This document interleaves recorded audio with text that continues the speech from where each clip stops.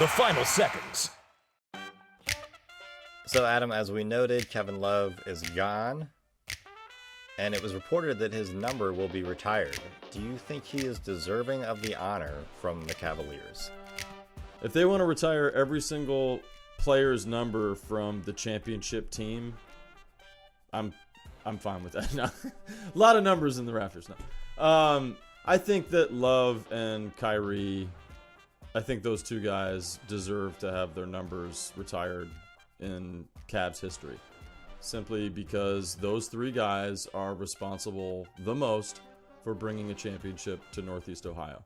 And Kevin Love came to Cleveland and assumed the third role in the Big Three, and we all know what that means. You know, it's the Chris Bosh role, and you're going to have to take a back seat when it comes to your offensive production. And I thought the Cavs did an interesting thing with Kevin over the years and really let him be the first half show, and then the second half they let Kyrie and LeBron take it over. Now, we know that Kevin, afterwards, after the championships, he's basically been a broken toy. You know, he's been something that you just can't get out on the court enough for there to be a positive outcome for having him on your team, especially when you're paying him the crazy amount of salary that we gave him over the last 5 years. So, you know, Kevin Love, for good or bad, and everything that we ever thought of him, and all the trade rumors that happened throughout the years, and the times when you thought, oh, I want him to be a Cav forever, and then other times, hey, what can we get for him? It was always back and forth. But just because he was a part of the championship, and because he was the type of caliber player that he was, and that he contributed to our success with that championship, I would say that, yeah, he deserves to have his number retired. I was a little surprised that they announced it the minute he left, but in some ways, I feel like this is the opposite of the LeBron breakup. This is, oh my God, you're leaving us? I thought you were happy. I thought everything was fine. Well, have a good life. I mean, we really care about you.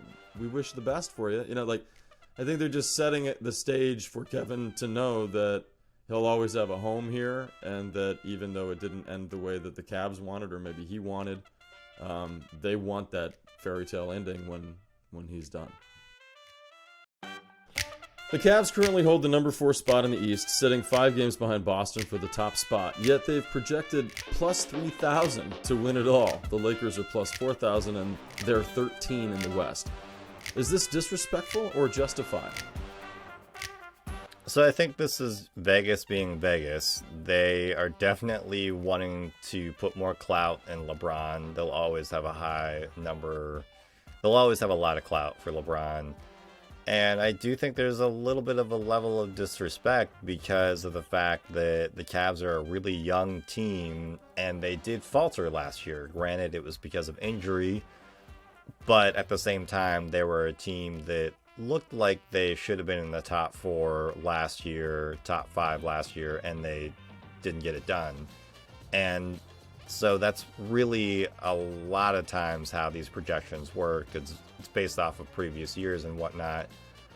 And I just really hope that the Cavs prove all of these people wrong. I think that the Cavs do have a lot of fans in the NBA from the media as a whole. I know that Bill Simmons and other folks like JJ Redick on his pod, they've all been positive about the direction the Cavaliers are going, but I hope even on some level they prove them even more wrong, and how well the Cavs come out of the gate in the second half of the season, because I really want them to push for the number 1 seed, because I think this is a team that beat Boston early on in the season in some nail-biting wins, but still beat them, and they match up really well with a lot of these Eastern Conference teams, and they should feel like they should have the chance at the Eastern Conference Championship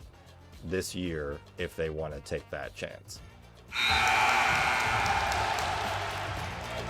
Thank you for listening to the Cavaliers Basketball Club podcast. Let's go Cavs!